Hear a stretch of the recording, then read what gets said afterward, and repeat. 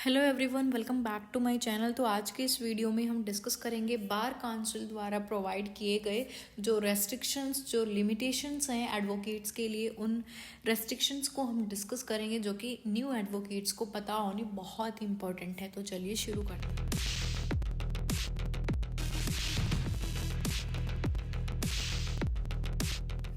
तो देखिए, जब आप बार काउंसिल ऑफ इंडिया की ऑफिशियल वेबसाइट पर जाओगे, वहाँ पर आपको सारी की सारी इन्फॉर्मेशन जो है उन्होंने दे रखी है।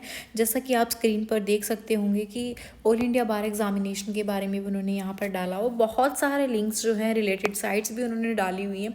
तो बहुत सारी चीज़ें उन्होंने अपनी ऑफिशियल वेबसाइट पर डाली हुई हैं जो कि हम इग्नोर कर देते हैं। आप लोगों को देखना चाहिए कि किस तरीके से क्या कुछ डाला हुआ है उन्होंने बार काउंसिल ऑफ इंडिया के द्वारा। तो देखिए, बेसिकली हमारे इस वीडियो का मोटिव है कि आप लोगों को बताएं restrictions and limitations on advocates. तो देखिए, जैसा कि आप सभी को पता होगा कि किसी भी एडवोकेट्स को सर्टिफिकेट प्राप्त करने के लिए पीसीआई में एनरोल्ड होना ज़रूरी होता है।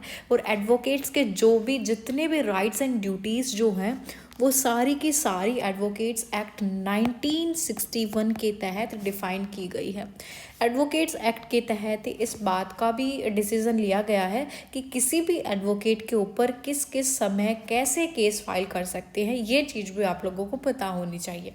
तो इसी के तहत बीसीआई का रूल 49 जो है, ये कहता है कि कोई भी एडवोकेट अपनी एडवोकेसी के दौरान फुल टाइम जॉब कहीं पे भी नहीं कर सकता है। यानी कि कोई भी एडवोकेट फुल टाइम जॉब में एंगेज्ड नहीं हो सकता है, चाहे वो कोई भी कंपनी हो या फिर कोई प्राइवेट कंपनी हो या फिर कोई गवर्नमेंट ऑफिस ही क्यों ना हो, कोई किसी भी तरीके की कोई भी जॉब हो।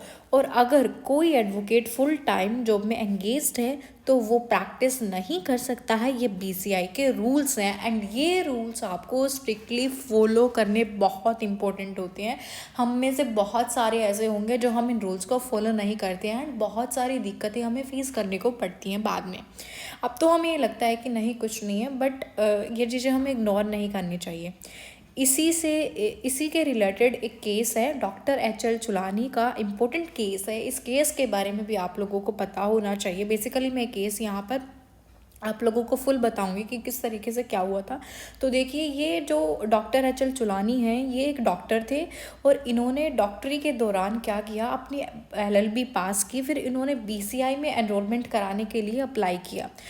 और फिर इनको क्या किया, जब इन्होंने अप्लाई किया तो इनका जो एनरोलमेंट था वो रिजेक्ट कर दिया गया, क्योंकि इन्होंने बोला कि आप ऑलरेडी एक प्रोफेशन में हो। क्योंकि वो क्या था, एक ऑलरेडी डॉक्टर था एंड उन्होंने एलएलबी पास करने के लिए एनरोलमेंट के लिए अप्लाई किया, तो उसका रिजेक्ट कर दिया गया क्योंकि वो ऑलरेडी प्रोफेशन में है। और दो प्रोफेशन एक साथ नहीं हो सकते, उन्होंने ये बोला, जो कि एडवोकेसी के खिलाफ है।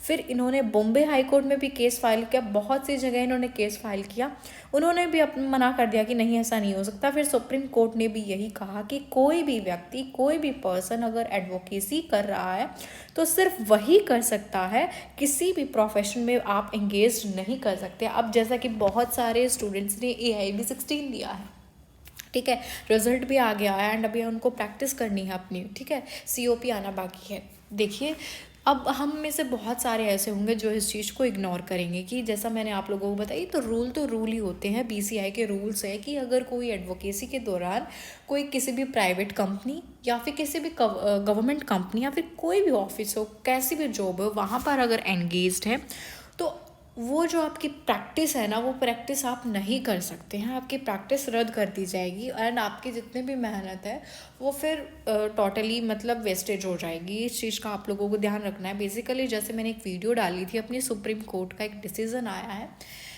कि जो हमारे एडवोकेट्स हैं वो एडवोकेसी के साथ साथ कुछ और भी कर सकते हैं। AIB का कुछ मैटर था, उससे रिलेटेड भी मैंने एक वीडियो डाली हुई है। तो बेसिकली उसका फाइनल जो डिसीजन है अभी वो आना बाकी है। एंड आप लोग क्या करते हो, आप लोगों को क्या करना चाहिए, जो BCI की ऑफिशियल वेबसाइट है वहाँ पर उन्होंने सारी इन्फॉर्मेशन प्रोवाइड कर रखी है, तो आप वहाँ से भी रीड कर लिया करो। एंड ये चीज़ आप लोगों को पता होनी चाहिए कि जो रेस्ट्रिक्शंस हैं वो एडवोकेट के ऊपर लगाई हुई हैं कि आप जो है किसी भी अनदर जॉब पर एंगेज नहीं हो सकते हैं। ये चीज़ आप लोगों को पता होनी चाहिए, न्यू एडवोकेट्स के लिए, जिन लोगों को पता नहीं था। होप सो आप लोगों को ये वीडियो हेल्पफुल लगी होगी। अगर आप लोगों को ये वीडियो हेल्पफुल लगी then please do like, share and